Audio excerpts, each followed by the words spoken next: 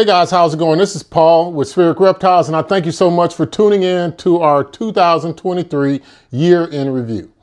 All right, so the cost of starting a ball python business may not interest you. I get it. But some of the principles that I will discuss in this are some of the key business cores that you need to do if you're going to start another business. But in all actuality, ball pythons still might end up being a viable source of income, even though we love ball pythons and yeah, we still want to make money. Or I mean, if we didn't, why would we start a business? So I think that a lot of times people shy away from that. And I don't think you should shy away from anything that you really want to do. So with that, it's still crazy that I'm talking about ball python business and how to set it up, how to start it. But remember guys, earlier in the year on this YouTube channel, you can look at some of our previous videos. I mean, this is like in the first 10, I think, I discussed how to write a business plan and how to form an LLC with your state. And so if you want, look at that. It's a beginning video. So, just take it as an informative source and then just move on. You know what I'm saying? I mean, that's how I do most of the YouTube videos anyway. As with any luxury item, ball pythons follow the wave of the economy. So post-COVID, now people aren't getting checks anymore and the taxes were increased a little bit. So now we're going through inflation and things like that. This is all things that we should expect, right? I think that we should expect all this stuff. And I'm with these snakes, so it's warm too. So if I start sweating, just, forgive me. But this is what you got to do when you have an incubator right next to you and snakes all around you in the back. It's hot, bro. It's hot. But this is the time to get into the ball python business. I think if you do your research, remember I'm always saying research, research, research. So buy low, because it's always better to buy low versus high, because you're already not getting the bang for your buck. So you got a couple of ways you can do that. You can either buy low, find the lowest, or you can offer to not make a payment plan. So if you can find things that are within your budget, like I said before, you can get a 16 animal, which is like 5 incomplete dominants and a recessive for about $500 now. So, and I mean, there's never been a time like that where you can get it. And that's just how it is, guys. I mean, but so let me move right along.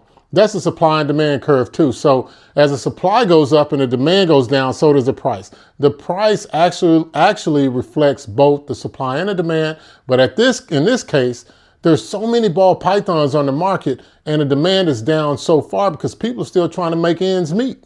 People trying to, like the political speech. Oh, we're trying to put food on the table, kids in college, all of that stuff. But, that's never going to change. The gas and the rent is still too high. I don't know if you guys remember that, but remember the rent is too high. You remember? I don't know. But anyway, so I talked about the COVID overview, and let's see. The anticipation that we had in starting this business was that the amount that people were paying for ball pythons would go down after COVID, when people started returning back to work or when the governments and the economies opened back up. It just makes sense. I mean, like I said, everything just makes sense. But if you do your research on market cycles, then that's what you'll see. The biggest thing is, so how did we come to start and how much did we spend? Because that's why you're tuning in. You're not tuning in to hear me rant about some stuff. I did that in the previous video. And I mean, hey, it is what it is, bro. It is what it is. So I want to give you guys a realistic startup cost. And before I get into that, I'm going to run over some of the business plan basics again, so you don't have to go back and watch the video. If you watch it if you want to. But this will be something as a refresher as well, just in case you want to refresh your business plan and do stuff like that. So first thing I did is I looked at 3 companies, right? 3 of the companies in here, I just got on Morph Market. I found out who had the largest stakes, and then they all have businesses, so I was able to look them up. So I looked up Canova, I looked up Bob's Balls, and I looked up Blue Line Morphs. It just so happens that the first reptile show I went to, Bob's Balls, had such a huge display that I had to look him up. And then when I looked at Kabelka and Canova, I was just like, well, these guys are at the top of their game. And another one I was considering was Aussie Boys. But then I looked at Blue Line Morphs because I was like, that's a size that we could actually shoot to. And all of them are doing good, and they're all still in business, and they're producing great quality animals. So kudos out to you guys for doing that. Let's see. So I started out looking at everything from the industry. I looked at how long these guys have been in the business. I looked at their demographics or their niche that they target, like their price points that they introduce their animals at, from the high end to the middle to the low. And then I looked at the different segments, the different market segments where they could sell it. So whether they're selling them online through Morph Market, or if they're going out around to each of the reptile expos and shows. And then I even was able to identify the different tiers. So there's a pet level store that Leviathan Snakes talked about. And that's what put it into my mind. There's a pet level, there's an entry level breeder, and then there's a high-end collector, high-end breeder price. So I wanted to make sure that I looked at all of those just to be sure. And so when we looked at those, I prepared a SWOT analysis, which is strengths, weaknesses, opportunities, and threats for each one of those as it relates to us. Because at this point, we're a competitor in some sort of way. But in determining our niche from our business plan and our goals, I wanted to see where could we target our piece of the pie. So, and that's all about, you can't eat the whole pie, but you can actually find a segment and target it. And if you hyper focus on that target and you learn that demographics, you too can actually be profitable. That's regardless of whether you're selling ball pythons, you can sell houses, you can sell jewelry, you can sell anything. I mean, anything. I mean, you can really sell it. You know, I mean, I'm just saying, bro. Anyway, so when we started the business plan, you know, now that we've done our analysis and our research and we got our SWOT, and so we know we're gung-ho. So first thing we did is we filed with the state Secretary of State so we can get our LLC, and then we contacted the state comptroller to make sure that we knew when to file our taxes and the guidelines for that, whether we'd have to pay a franchise tax, which I'm still asking questions about that, but I haven't made any money, so I don't have to pay a franchise tax. I think you got to make over $1 million in order to pay a franchise tax. But anyway, so we had our goals and our strategies. So we started out with our primary aim. Then we went into our marketing strategy. Then we went into our financial summary. So how are we going to pay for this? Then we set predictions and forecasts based on the animals that we want, where we want it to be, and like all the equipment we wanted to buy, the shows that we were going to go to. And then we made an exit strategy. So an exit strategy isn't getting out of the ball python business. An exit strategy is actually, it gives us 3 different avenues. Now, getting out of the business would be 1. Now, expansion would be 2. And then 3, joining up with someone else would be another. So in case that we got to the point, because you never know how fast you're going to grow if you do proper planning, you don't want to sell yourself short, and you don't want to sell yourself too high, but you want to prepare for both. It's like, you know, like the 3 bears or something like that. But anyway. So this is all based on our direction and our breeding plans. So I'm trying to keep my computer from going into hibernation mode. But so what did we buy and how much did we spend? So take a look at these snakes that I'm gonna just flash in between you. And this is a small example of the snakes that we bought.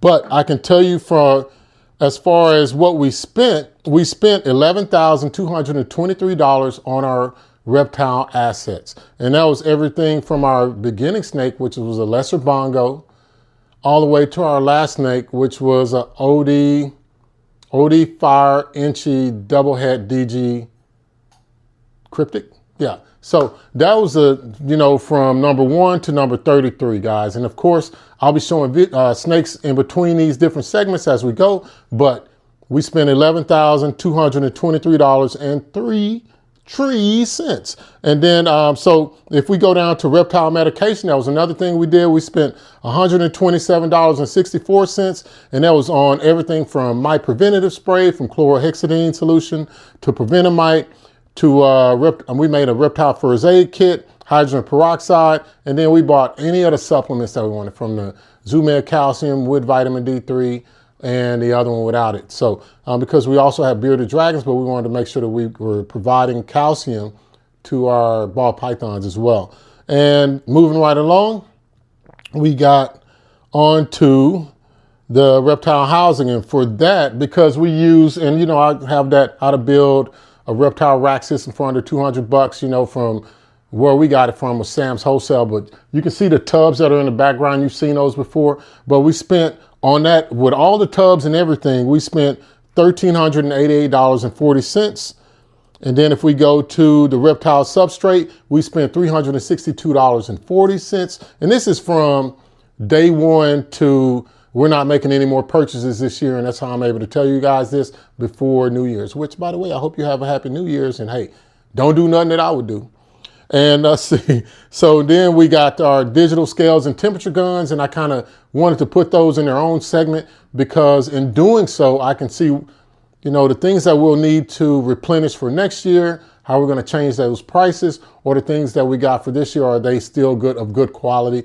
Were we given, our expected results from the products? But anyway, from those two things, or the reptile scale, the baby scale, I guess, and the heat gun, we spent a total of $83.32.